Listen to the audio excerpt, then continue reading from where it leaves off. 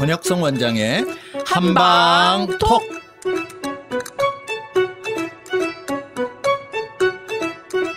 청취자 여러분 안녕하십니까? 권혁성입니다. 안녕하세요. 서유경입니다. 오늘은 똥에 대한 이야기를 해보려고 합니다. 선생님, 건강한 대변 라이프는 아무래도 건강한 장과 연결이 돼 있죠? 네, 맞습니다. 한의학적으로는 우리 이제 변비 또는 설사 이런 것들은 중요한 진단 원인이 되고요. 네. 그래서 변비가 있는 거는 한의학적으로 진액이 말라서 오는 거다라고 보고 있는데 한의학에서는 변비형 아까 제가 방금 설명드렸던 브리스톨 그 스툴 차트에서 네네. 나오듯이 1, 2, 3번에 해당되는 네. 그런 변비들은 이제 열이 많아서 오거나 기비라 그래서 스트레스 받아서 오는 것 이렇게 나누고요. 두 번째는 이제 노인들 같은 경우 기혈이 허약하면 윤활 작용을 못 하잖아요. 그죠? 그래서 노인형 변비 같은 거는 허비라고 이야기하고요. 여성들한테 많이 오는데 장이 찬 친구들 그러면 설사가 되기도 하고 변비가 되기도 하는데 장이 너무 냉해서 오는 경우 이런 경우마다 치료하는 방법이 다 달라요. 그래서 열이 많은 변비 같은 경우에는 열을 끄는 약 한약재 중에 대황, 망초 뭐 이런 석고 이런 약이 있어요. 그런 약은 변을 확 풀어줘요.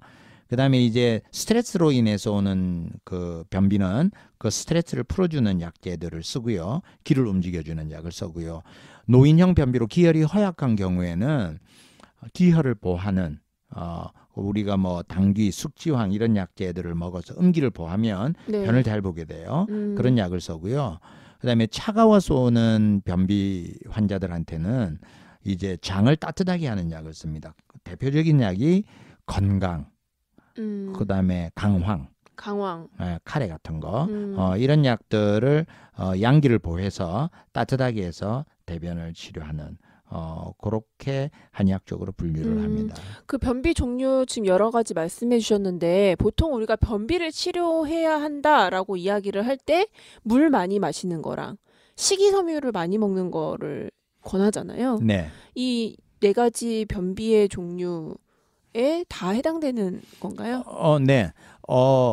맞습니다. 그래 이제 장이 안 좋을 때 수분을 많이 섭취하는 것, 그다음에 식이섬유를 섭취하는 것, 장내 세균의 균형을 맞추는 것 이런 것들은 이제 현대의학적으로 바라봤었을 때 한의학적으로 분류하지 않으니까 일반적인 환자들한테는 모두 적용이 되는 장 건강을 위해서 적용이 되는 현대의학적 개념이라고 생각을 하면 되고요.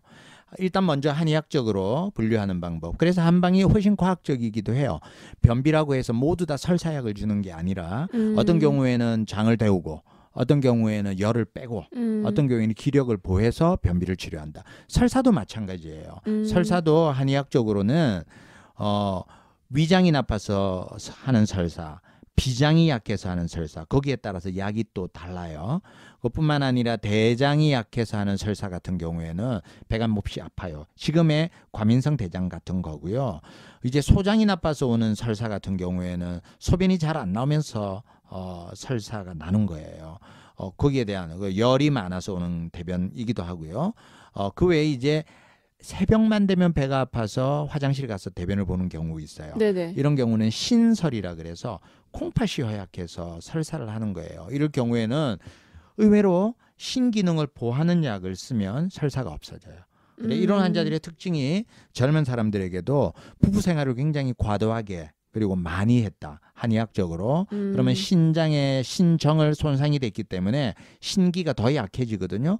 이런 사람에게는 신기를 보존하는 약재들을 써서 오히려 설사가 멎어지기도 해요. 그래서 한방에서는 이런 그 훨씬 더 세분화돼서 무엇 때문에 변비형이 됐는지 설사가 됐는지에 따라서 쓰는 처방들이 다 달라요. 아니 근데 이거를 알아채는 게 되게 어려울 것 같아요. 당연히 이거를 알아채라고 공부하시고 선생님 의사 선생님이 되셨겠지만 네.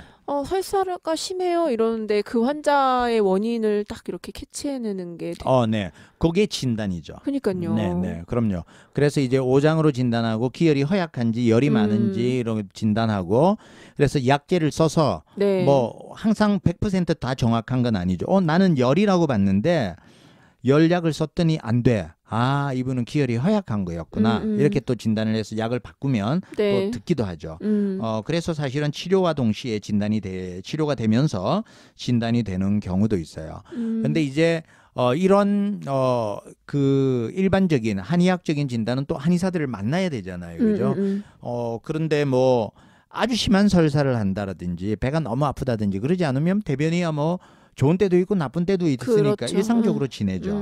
그래서 우리가 일반적으로 잘 대변의 건강을 잘 유지하기 위해서는 해독이라는 프로에 제가 이제 여러 번 설명을 드린 네네네. 것처럼 장내 세균의 균형을 맞춰야 된다.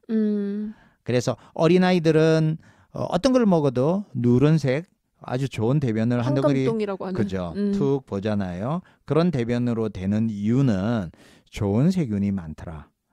그리고 이제 대변 상태가 변비나 설사가 있는 사람들 가스가 많이 나오는 거는 나쁜 세균이 많더라.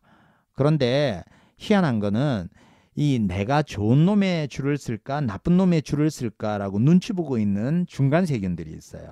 네. 이놈들은 좋은 세균들이 많아지면 좋은 쪽에 가서 붙어서 일을 하고 그다음에 나쁜 세균들이 많으면 나쁜 쪽에서 일을 하는데 그래서 이놈들이 한 50~60%가 돼요. 그렇게 많아요? 네. 그래서 우리가 프로바이오틱스, 유산균 이런 거 요즘 많이 먹잖아요. 또 애기 엄마들이 관심이 많죠. 그리고 소아과에는 요즘 뭐 소아과 선생님들이 아이들 면역 이야기하면 맞아요. 최근 들어서는 붐이 일어서 프로바이오틱스를 거의 먹이죠. 네. 그 이론들이 보통 장에서 시작이 된 거고요. 틀린 이야기는 아니고요. 그래서 그런 그 프로바이오틱스나 이런 것들을 활용하는 것도 좋은데 훨씬 중요한 거는 우리 먹는 음식에서 가려야 될 것을 가리고 그다음에 장에 좋은 음식들을 먹는 게 이런 프로바이오틱스를 먹는 것보다 훨씬 더 중요합니다. 네. 오늘 변에 대한 이야기 조금 민망하기도 했지만 네. 또 우리의 일상과 너무 밀접한 문제이기 때문에 관심 가지고 이야기 들어봤습니다. 네, 속이 시원합니까? 시원합니다. 네. 네, 오늘도 감사합니다, 선생님. 네, 지금까지 진행의 권혁성, 서유경, 제작의 김미옥, 박송이었습니다.